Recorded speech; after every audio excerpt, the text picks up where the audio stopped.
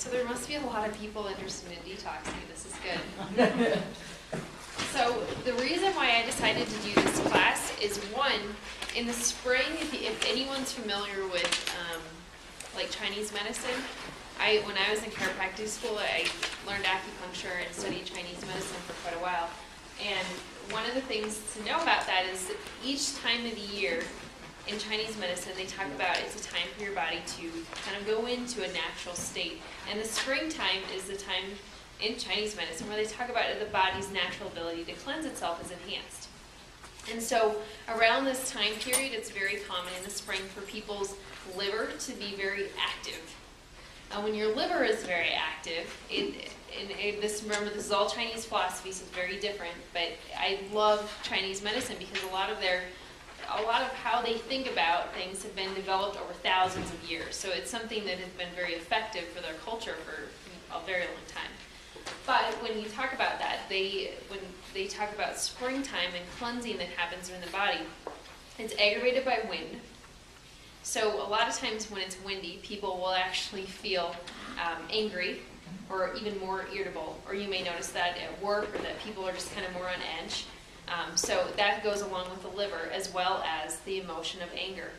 And so real common during the springtime for people to be extra irritable or very sensitive. And I've seen that pattern. I used to think, oh, that's kind of interesting. I get to see it now in action every spring. So it's kind of interesting as you look at those patterns, but spring is literally the perfect time for your body to detox. And what I want to go through tonight is to give people a true understanding of what your body is doing when you're detoxing. Because I hear over and over again, people ask me, is that really true? Am I really able to detox? Or they'll, if you go to have a massage done, or when you start this process of changing your nervous system, we really will say you need to drink a lot of water. So I want you to understand a little bit about what that natural process is that's happening within your body, as well how to support that. Because we're going to go through what the common symptoms of experiencing the need for detoxification in your body are, and how you can really support that and enhance that within your system. So I'm not used to using this, so bear with me.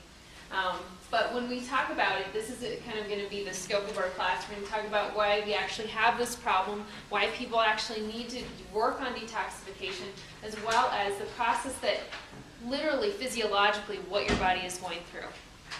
My goal tonight is I'm not going to get super in-depth with that, because we could talk about that for 5 hours, about what that whole physiological process is like, but I want you to understand the basics of it so we know how to support our system as it goes through that. So, as well as the other things that we can do from here. So this is why, these are some of the statistics of why people would need to detox. Because I hear all the time, well, isn't this stuff normal, or aren't I just exposed to these types of things on an everyday basis? Well, this is what's happened in our current society in the last, if you look at it, about the last 50 years. And so it's really important to be aware of these things.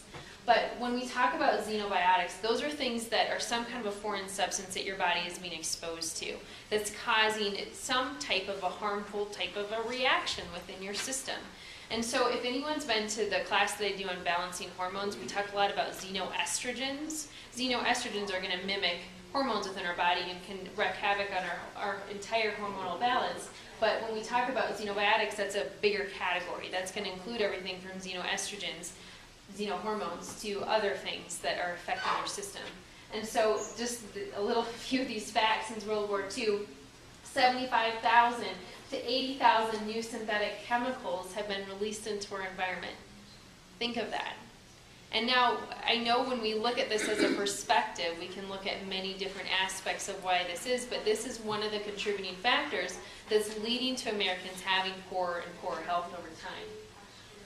So less than half have been tested for their potential toxicity to adult humans.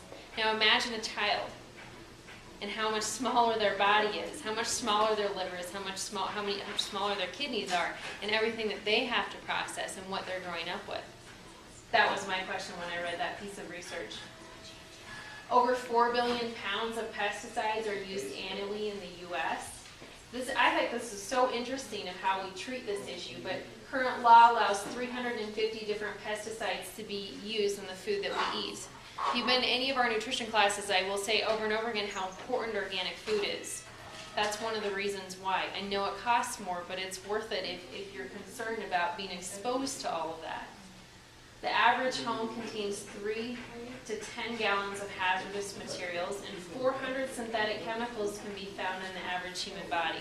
I know they finally started to recognize this on the news because if you listen to the basic media, or if you have the TV on at all, there's constantly, commercials about all these great skin products and sunscreens and all these things that even topically we can apply to our bodies. Realize that your liver and your kidneys have to detoxify every single one of those compounds. Every time you're behind a car that has a lot of exhaust, or you look at that car that accelerates in front of you and there's this big puff of black smoke behind their car, your body has to deal with that.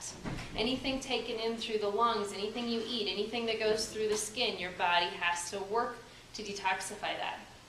So I know to me it doesn't make sense that we pay more to have fewer chemicals in our products, but we do. I mean, it takes a lot more work and a lot more standards to not be exposed to those types of things.